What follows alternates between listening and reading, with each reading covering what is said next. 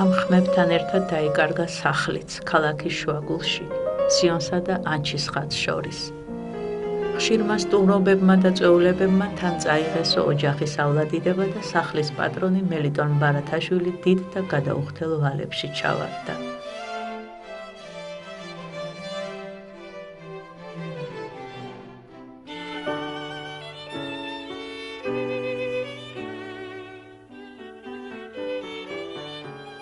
ყველაფერი თითქოს შენიღბული იყო. არ ჩანდა, რომ აქაურობა თანდათან ინგრეოდა და უჩნდებოდა სამუდამო ბზარები.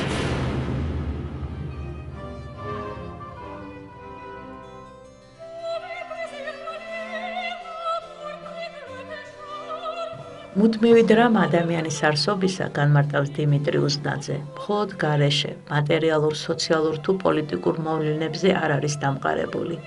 ადამიანთა ცხოვრება მათივე სულის მიმდინარეობის თანახმად ვითარდება. ჩვენ საბოლოოდ გრჩება ის, რაც ნამდვილად გვეძვირფასება და ვკარგავთ იმას, რასაც არ გაუფრთხილდით.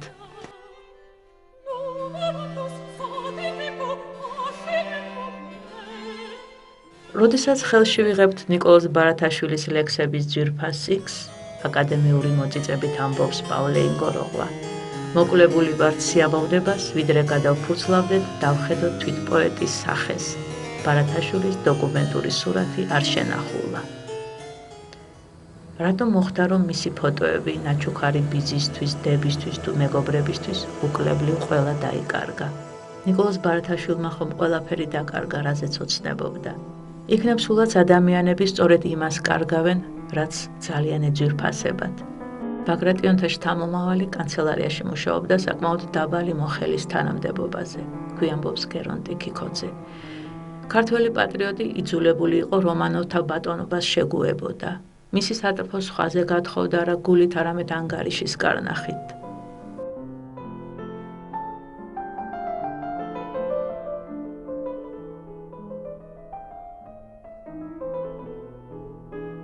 მელიტონ ბარათაშვილის ოჯახში კი წვეულებები ვრცელდებოდა. სინამდვილეში კი ინგრეოდა ქართული არისტოკრატიის სახლები.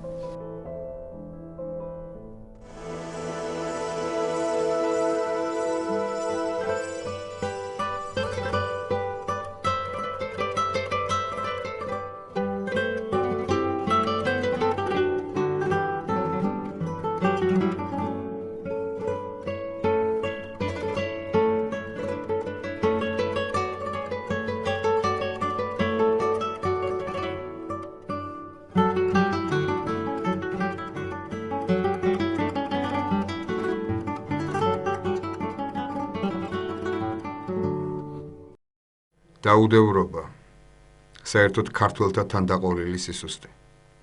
ჩვენი არსებობის მიზნის მიუწვდომობამ, ადამიანთა სრულთა უსაზღვროებამ და ყოველივე ამ ქვეყნიურის ამაოებამ საშინელი სიცარიელით აღავსეს ჩემი სული.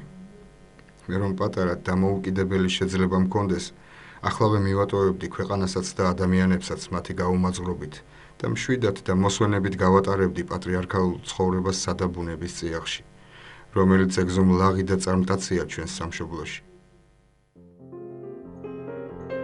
ჩვენს მეხსიერებას სამუდამოდ შემორჩა ბარათაშვილის ლადო გუდიაშვილისეული პორტრეტი. ტატო ბარათაშვილის გარეგნული იერის ანალოგიური მხოლოდ ბაბთაა და სხვა არაფერი და დღემდე არ ვიცით სინამდვილეში როგორ გამოიყურებოდა პოეტი.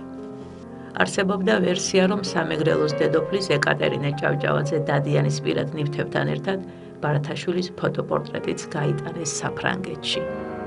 იქნებ წაიღეს კიდეც, მაგრამ მოვლენათა იგივე ლოგიკის მიხედვით დაიკარგა.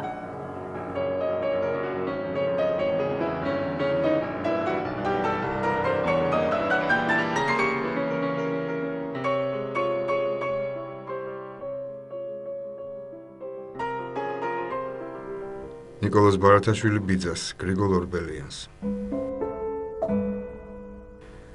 საყვარელო ძიავ, გთხოვთ მომიტევოთ ესე ოდენ ხანს ჩემი მოუწერლობა. ეს გარემოებების ბრალია. აგერ წელიწადნახევარია, რაც მე გიმნაზიის კურსი დავასრულე და ვიმყოფები სუდაის პრავაში. მაგრამ უნდა ვაღიარო, რომ არც პანსიონში ყოფნისას და არც მერმე, ვიდრე სამსახურში შევიდოდი, არ მომსვლია ფიქრად სამოქალაქო სამსახური. ჩემი სურვილი იყო ჯარისკაცობა. იგი მზრდიდა, მე აქ ამომდე და ახლაც ხანდახან კიდევ შთამომეპარება ხოლმე გულში. მიზეზად მომდეს, რომ კოჭლი ხარ და თუ არა ინვალიდის კომანდაში სხვაგან არ მიგიღებენო. მე ჩემებურად კიდეც ვხტი და კიდეც ვტანცაობ. მაგრამ რადგანაც შევიტყვე უარი, მშობლებს ვსთხოვე უნივერსიტეტში მაინც გაგზავნა, არც ეს შემისრულეს. ამის შემდეგ დავში ჩემს მამულში გამწესდი სამსახურში და დავუმორჩილდი მკაცრ ბედსა. თუმცა ხანდახან ჯავრით დავაპირებ ხოლმე მასთან შებმას ან ჩემი ბედი, ან ჩემი სურვილის აღსრულება.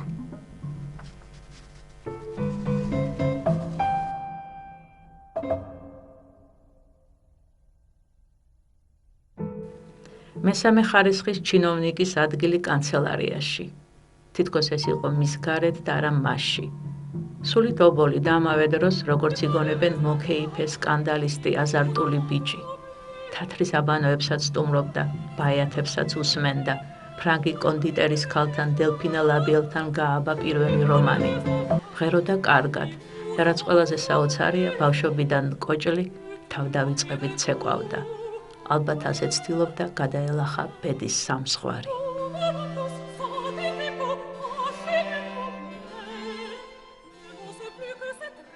ოდესღაც მისი გიმნაზიის მასწავლებელ სოლომონ დადაშვილს, რომელიც 1832 წლის შეთქმულებაში მონაწილეობისთვის დასაჯეს და ვიატკაში გადაასახლეს, ზუსტად ამგვარი სამუშაო, კანცელარიაში გადამწერის ადგილი უბოძეს. კონტრასტებზე აგებული ბარათაშვილის ცხოვრებაც და ბედიც. მიქრის მიმაფრენს უგზოუკლოდ ჩემი მერანის ავტორი სასამართლოს კანცელარიაში უდიდესი სიზუსტით და ბეჯითად ასრულებდა გადამწერილის უინტერესო და ერთფეროვან სამუშაოს. გერმანული მუყაითობით მუშაობდაო, იგონებს მისი მეგობარი ლევან მელიქიშვილი. ძალიან კმაყოფილ კანცელარიის გამგეს ილინსკის დიდი მომავალი უწინასწარმეტყველებია ბარათაშვილისთვის. ბარატა ნამაიო მესე ბუჯიც სიძეც.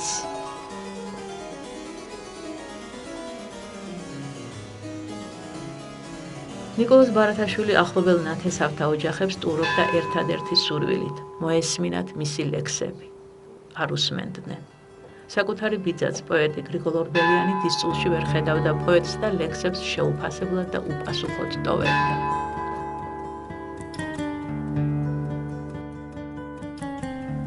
საყვარელო ძიო, ეს ლექსები დიდი ხანია დაწერილი მქონდა, მაგრამ ფოსტას ვერ ვანდე, იქნებ დაკარგულიყო. ახლა გიგზავნე. ერთგვარი ხერხი უხმარია შემდეგ. ალბათ გამოუვალობის გამოსავალი. საზოგადოებისთვის უცნობებია მერანი ილიკო ორბელიანს მიუძღვენიო. მისი მონოლოგიაო და ამ გზით ილია ორბელიანის ხათრით მოусმინეს. საყვარელო ძია გრიგოლ. ილია ტყვედ არის შამილთან. არ ვიცი ეს ლექსი როგორ მოგეწონება. აქ კი ბევრი ცრემლი, ტყუილი და მართალი დაინთხა ამის წაკითხვაზე. რასაკვირველია, იმიტომ რომ ამას ამბობს ილია ტყვეობაში და არა მე. ვცდილობ რომ ილიკოს როგორმე მივაწოდო. ვიცი გულში ჩაიცინებს და არ იქნება მისი ტინუგეშოს რა. მირბის მიმაფრენს უგზოუკლოდ ჩემი მერანი. უკან მომჩხავის თვალბედითი შავი ყორანი. გასწი მერანო შენ სჭენებას არ აქვს სამზღვარი და ნიავს მიაც გააჩენს ხავად გარდაია.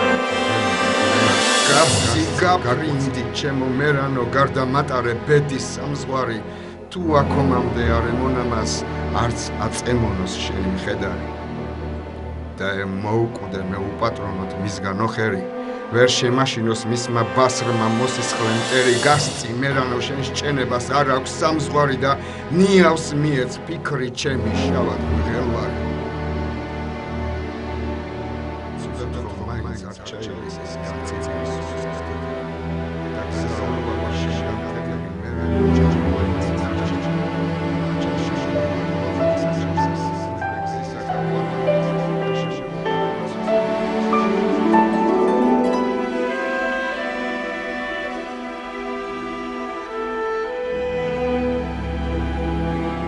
და მაინც რატომ ვერ დაინახა იგი ვერავინ? რატომ მოხდა რომ ბარათაშვილების საგვარეულო ალბომს მხოლოდ და მხოლოდ ნიკოლოზ ბარათაშვილის პორტრეტი აკლია?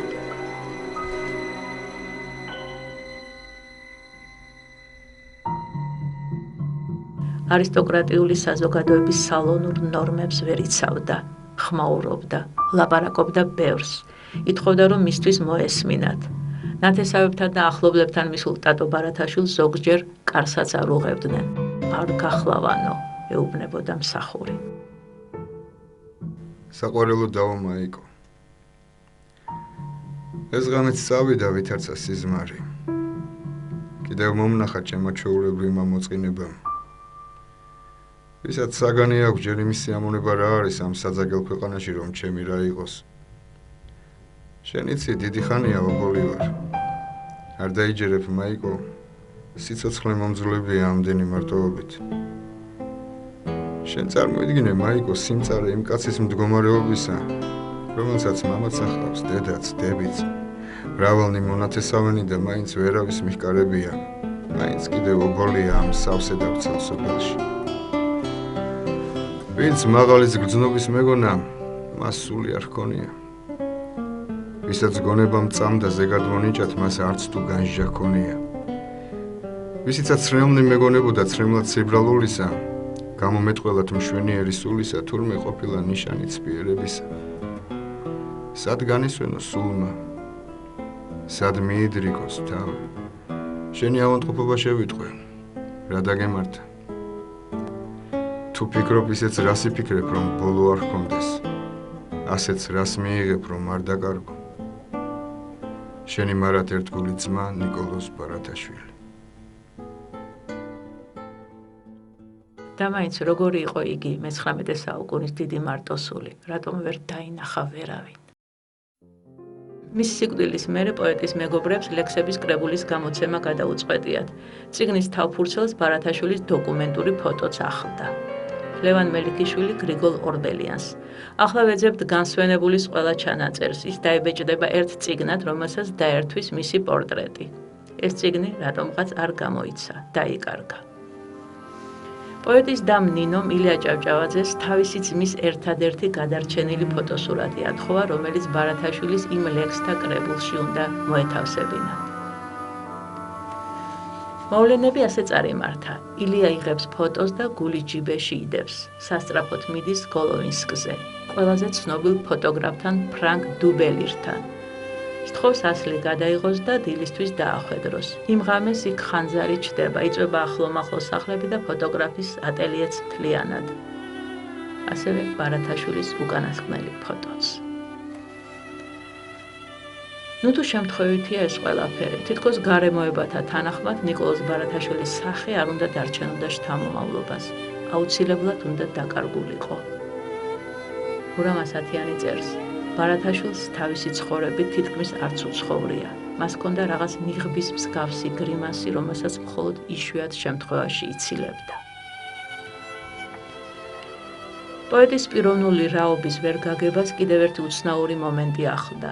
თანამედროვენი სრულიად სხვადასხვაგვარად ერთმანეთის საპირისპიროდ აღიქვამდნენ ნიკოლოზ ბარათაშვილის სახეს, თმის ფერს, თვალების ოვალს, სიმაღლეს. ზოგს ლამაზად ეჩვენებოდა, ზოგს ძალიან უშნოდ. თითქოს რაღაც გაურკვევლობის კედელი იყო აღმართული პოეტსა და მის თანამედროვე გარემოს შორის. პოეტის და ბარბარე ვეზირიშვილისა. ნიკო იყო მიმზიდველი სახის, შუათანა ტანისა, არც გამხთარი, არც მსუქანი, ჰქონდა წაბლისფერი თვალები, წარბები შეერთებული, წვერულვაშ იპარსავდა, იცვამდა ევროპულად. კონსტანტინე მამაცაშვილი, პოეტის მეგობარი. ნიკო იყო შუათანა ტანის, სახე ოვალური, პირხმელი, პირისფერი მოთეთრო, შავი, ცოცხალი, მეტყველი თვალებით, სახის იერი ლამაზი, ჩინებული ტანადი, საგანგებოდ მიმზიდველი, ქართულად რომ იტყვიან მარილიანი, იცვამდა ქართულად. იონა მეუნარგია. ნიკო არ იყო ლამაზი, ახლოდან ცოტა დაჭყანულიც იყო. ნიკო ბარათაშვილს სიყვარულისთვის აკლდა ორი გასაღები, რითაც შეიძლება ქალის გულის კარის გაღება, სილამაზე და სიმდიდრე. დიმიტრი ყიფიანი. ბარათაშვილი იყო დაბალი, ჩამკრივებული, ნოღაცხვირიანი. ლუკა ისრალიშვილი. ნიკო მოთეთრო სახისა იყო. წვერს არ ატარებდა, არც ულვაშებს. შორიდან შნოიანი ჩანდა, ახლოდან ცოტა დაღმეჭილს გავდა. საგრძნობლად კოჭლობდა. დიმიტრი ყიფიანიშვილი, კოტე ყიფიანი. პოეტის და სოფიო, როგორც დედაჩემი ამბობდა, ძალიან გავდა თავის ძმას ნიკოს. ასე რომ სოფიოსთვის ულვაშები რომ დაეხატათ, ვერც გაარკვევდით, ეს მართლა სოფიო იყო თუ ნიკოლოზ ბარათაშვილი. გიორგი თუმანიშვილის არქივში აღმოჩნდა ფანქრით შესრულებული ესკიზები ინიციალებით NB. ეს ესკიზები ბარათაშვილის ნათესავების ხელიდან ხელში გადადიოდა და ბოლოს დაიკარგა კიდეც. მხოლოდ 7 წლის შემდეგ 1913 წელს აღმოჩნდა გიორგი თუმანიშვილის დის ანასტასია თუმანიშვილ-წერეთლის არქივში. პავლე ინგოროყვა წერს, ამ სურათის დოკუმენტურობა ვერ ჩაითვლება დამტკიცებულად. პოეტის დამ ბარბარემ ამავე ესკიზში თავისი ძმა მოიცნო. ოღონდ წარბები ნამეტნავად აჭიმულია, უთქვამს ბარბარეს. თმა მეტია უკნიდან და გვერდებიდან. მრგვალი თვალები ჰქონდა, ნუშის თვალებს ვეძახდით. ბანტი ეგრე იყო, ცხვირ ტუჩები ჰგავს, ულვაშები ცოტა მოკლე ჰქონდა. ლიტერატურის მუზეუმის თანამშრომელი დავით შუღლიაშვილი ამტკიცებდა, რომ ნიკოლოზ ბარათაშვილმა რამდენიმე პორტრეტი გადაიღო ფოტოგრაფ სერგეი ლევიცკისთან, რომელიც თბილისში ჩამოსულ პეტერბურგის აკადემიის წევრს იული ფრიცჩეს ახლდა. ფრიცჩე თავის მოგონებებშიც იხსენიებს ქართველ პოეტ ბარათაშვილს. კონსტანტინე ბარათაშვილის არქივს მოყვა ფოტოზე აღბეჭდილი ტყავარჯნიანი ყმაწვილი. განმოცემის მიხედვით ბარათაშვილი ასეთ ყავარჯენს ატარებდა. ამ პიროვნებას პოეტ ბარათაშვილად აღიქვამდა გიორგი ლეონიძე. იმდენად შეძრული იყო ამ ფაქტით, რომ ცხოვრების ბოლომდე აგრძელებდა კვლევა-ძიებას, მაგრამ თავისი ვარაუდი დოკუმენტურად ვერ დაამტკიცა.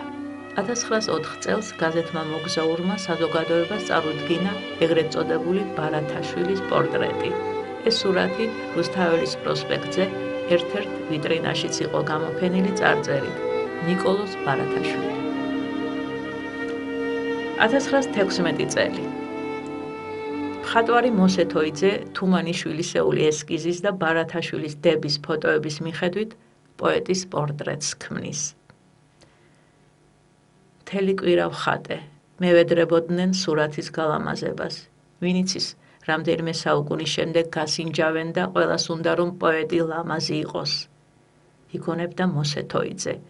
1938 წელი ბარათაშვილის პორტრეტს ქმნის ლადო გუდიაშვილი. ამ სახლს ბევრი პატრონი გამოუცვლია, იგონებს ხატვარი. ერთ დროს აქ ბარათაშვილის დის სოფიოს ვაჟი, გიორგი სუმბათაშვილი ცხოვრობდა. როდესაც ბარათაშვილის პორტრეტებზე მუშაობდი, თითქმის ყველა ლიტერატურული წყარო შევისწავლე. ძირითადად კი მაინც ამ ცნობას დავეყრდენი, რომ სოფიო თურმე ძალიან გავდა ძმას, ხოლო სოფიოს კი ძალიან გავდა მისი ვაჟი გიორგი სუმბათაშვილი. ამ ორი უახლოესი ნათესავის, უფრო კი გიორგის სახეზე დაყრდნობით, შევქმენი დიდი პოეტის რამდენიმე პორტრეტი. მას მერე ბარათაშვილის პორტრეტზე რამდენიმე მხატვარმა იმუშავა. ზოგან ძალიან იგრძნობა გუდიაშვილის გავლენა, ზოგიც საკუთარ ბარათაშვილს ქმნის. იყო ასეთი მცდელობაც, მკვლევარმა ლევან თაქთაქიშვილმა და მხატვარმა მარინე ივანიშვილმა სცადეს თანამედროვე ტექნოლოგიებით, კომპიუტერით აღედგინათ პოეტის სახე. ამ სამუშაოს, რა თქმა უნდა, მხატვრული რედაქტირებაც დასჭირდა. იყო კი მართლა ასეთი. პოეტის დაბადების 100 წლის თავისთვის ჟურნალში მეცნიერება და ტექნიკა გამოქვეყნდა, რომ თანამედროვე ანთროპოლოგიაში დაინერგა თავის ქალის ჩონჩხის მიხედვით ადამიანის პორტრეტის აღდგენის ახალი მეცნიერული საშუალებანი. პორტრეტული აღდგენის ახალი მეთოდი ითვალისწინებს თავის ქალის ძვლების ანალიზის შესწავლას ფორმათა ინდივიდუალური თავისებურების მიხედვით. გერასიმოვის მიერ შექმნილი სპეციალური შემადგენლობის პლასტილინზე წარმოებს შიგნით ძვლებიდან გარემიმართულებით სახის ზედაპირისკენ კუნთების თანმიმდევრული აღდგენა. ასეთი თავბრუდამხვევი სამედიცინო ტერმინოლოგიის შემდეგ ანალოგიურ ექსპერიმენტს გვთავაზობდნენ ჩვენი ტატო ბარათაშვილის თავის ქალაზეც. ეს ექსპერიმენტი არ შედგა, შეგვიძლია ამოვისუნთქოთ. 1845 წელი, ზაფხული. განჯის მხარის ადმინისტრაციაში ნიკოლოზ ბარათაშვილს ჩინოვნიკის ადგილს აძლევენ. ქალაქში ავთვისებიანი მალარია მძვინვარებს. როდესაც დაღესტანში მყოფ გრიგოლ ორბელიანს აცნობეს ნიკო ბარათაშვილს სასიკვდილო სენი შეეყრიაო, პოეტის ბიძა მწუხარებისგან ავად გამხდარა. ტატოს ამბავი ჩემი გულით საყვარელი ტატოს ამბავი მომწერეთ, ცოცხალია თუ მკვდარი, უცნობლობა მკლავს. მოგიწერიათ მისი უიმედო ავადმყოფობა, ახ ეს დამალვა რა არის? აქაურმა ცხოვრებამ, ძაღლის ცხოვრებამ და უცნობლობამ ტატოსათვის მე ავად გამხადეს. ეს 6 დღეა ვწევარ. თუ ხატი გწამთ, მომწერეთ ტატოს ამბავი. რასაფლავეს განჯის მართლმადიდებელთა საქალაქო ეკლესიაში, რომელიც განჯის ციხეში იყო აშენებული მაღლობზე, საიდანაც შორს მოჩანს საქართველოდან მომდინარე მტკვრის ხეობის ნაპირები. ამას სევდიანად აღწერს პავლე ინგოროღვა. ხოლო მტკვარმა თუ ჩაუტანაო, უკანასკნელი გამოსათხოვარი სალამი საქართველოდან. ნიკოლოზ ბარათაშვილის გარდაცვალებიდან მეორე წელს პოეტის სამარხზე საფლავის ქვა გადააფარა მისმა მეგობარმა ილია ორბელიანმა, იმ ილიკომ, რომელსაც პოეტმა უძღვნა თავისი მერანი. 1 წლის შემდეგ ჩავიდა განჯაში პოეტის უკვე დაავადებული დედა ეფემია და მოიგლოვა შვილის საფლავი. ვიდრე ილია ორბელიანი და პოეტის დედა განჯაში ჩავიდოდნენ, ბარათაშვილის ქაღალდებინა ნაწერები გაიბნა და დაიკარგა. არავითარი კვალი პოეტის უკანასკნელი პერიოდის შემოქმედებისა არსად ჩანს. გავიდა დრო და დედის გარდაცვალების შემდეგ თვით ბარათაშვილის საფლავიც განადგურდა. სამარხიდან აიღეს მეგობრის ხელით დადებული საფლავის ქვა. ნიკოლოზ ბარათაშვილის სამარეს ამის მერე ცნობდნენ დიდი კვიპაროსის ხით, რომელიც საფლავთან იყო ამოსული.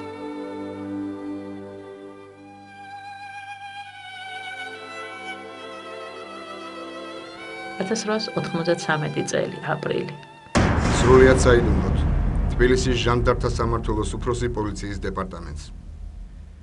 ქართველებმა ხელახლა წამოაყენეს მივიწყებული საკითხი განჯიდან თბილისში ქართველი პოეტის ბარათაშვილის ნეშტის გადმოსვენებისა. განსაკუთრებული მიზნით მოთხარეს მიწიდან რაღაც ძვლები და ვითომ და ეროვნული პოეტის ნეშტის სახით გადმოასვენეს თბილისში. კუბო ხელიდან ხელში გადადიოდა, არათუ ყველა წოდების პირნი ეცილებოდნენ ერთმანეთს მისწაღებაში, არამედ ქალებიც ცდილობდნენ კუბოს გადასვენებაში მიეღოთ მონაწილეობა. დედებს მოეყვანათ თავისი პატარა შვილები, აჩოქებდნენ კუბოს წინ და თაყვანს სცემდნენ კუბოს როგორც წმინდანის ხატს.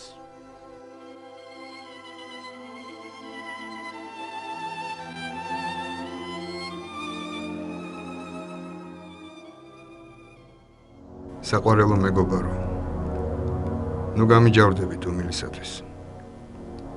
მართალი გითხრა ჩვენს ქალაქში, რომელიც სიცხეებისგან მოსაწყენი გამხდარა, ხოლო მტვრისაგან სული შემხუთველი საყურადღებო არაფერია. მხოლოდ გამოვცოცხლდები ხოლმე მთვარიან საღამოს, რომელიც ასე მშვენიერია თბილისში. გუშინ ერთ-ერთ ასეთ საღამოს წავედი სახეტიალოდ და მოულოდნელად თავის სასაფლაოზე ამოვყავ. უნდა გამოგიტყდეთ, ცოტა შევშფოთდი, როცა თვალი მოვავლე ამ მყუდროებას. არც ერთი სული გარშემო, არადიული სიცარიელი. თვარე მკრთალად ანათებს საფლავებს, ჩუმად და ნელა მოღელავს მტკვარი, თითქოს ეშინია დაარღვიოს ამ სევდიანი ქვეყნის მყუდროება. არ მინდა შეგაშფოთო მჭუმარე ფიქრებით, მაგრამ კი გეტყვი, რომ სასაფლაო მშვენიერი გამოგონებაა. ეს აუცილებელია, რათა მოკვდავით დრო გამოშვებით იმაში თავის ცხოვრებას კითხულობდეს.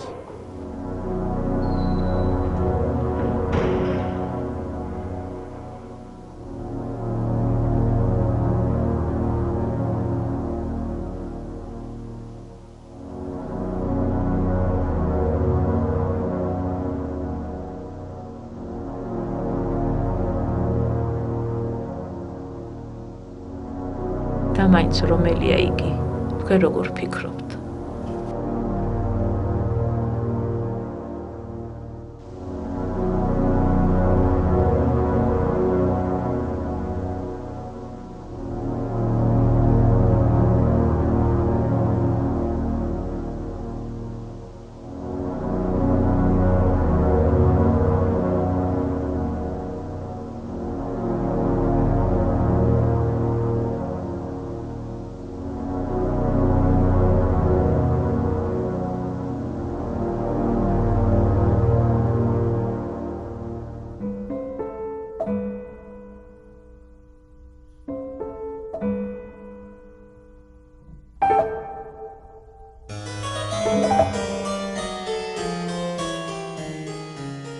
საქართველოში ბევრი დაკარგული საფლავია, დაკარგული საფლავები და დაკარგული პორტრეტები. უხილავი ძვირფასი სახეები უკვე რაღაც სხვაგვარი სიმყუდროვით, მიუსაფრული იდუმალებით არსებობენ ჩვენში, რამე თუ ყველაფერი ჩვენშია და არა ჩვენს გარეთ. დრო მათგან სიშორეს სიახლოვედ აქცევს. ამ ადამიანების უცნაურმა ბედმა მათდამი არაჩვეულებრივი თანაგრძნობით აგვავსო და განგებამ თითქოს ჩვენს წარმოსახვას და გემოვნებას მიანდო მათი გარეგნული ხატი. და მათ როგორები არიან ისინი? ჩვენ უსაზღვროდ გვიყვარს, ესე იგი მშვენიერნი არიან. იქნებ განგებამ მართლაც იმიტომ დაგვიტოვა იგი უსახოთ, იმიტომ გააქრო ნიკოლოზ ბარათაშვილის ყველა პორტრეტი, რომ ოთარ ჭილაძის მეტაფორა რომ ვიხმაროთ, მტკივნეულად ნაცნობი გაეხადა ყველა ჩვენთაგანისათვის. კონკრეტიზაცია გვაშორებს პოეზიის საგანს. იქნებ არც არის აუცილებელი ზუსტად ვიცოდეთ, როგორ გამოიყურებოდნენ ისინი, იდუმალებით მოსილი ძვირფასი სახეები, რადგან შემოქმედების საიდუმლო სხიბლი არა მისი ახსნა, არამედ აუხსნელთან მიახლოებაა.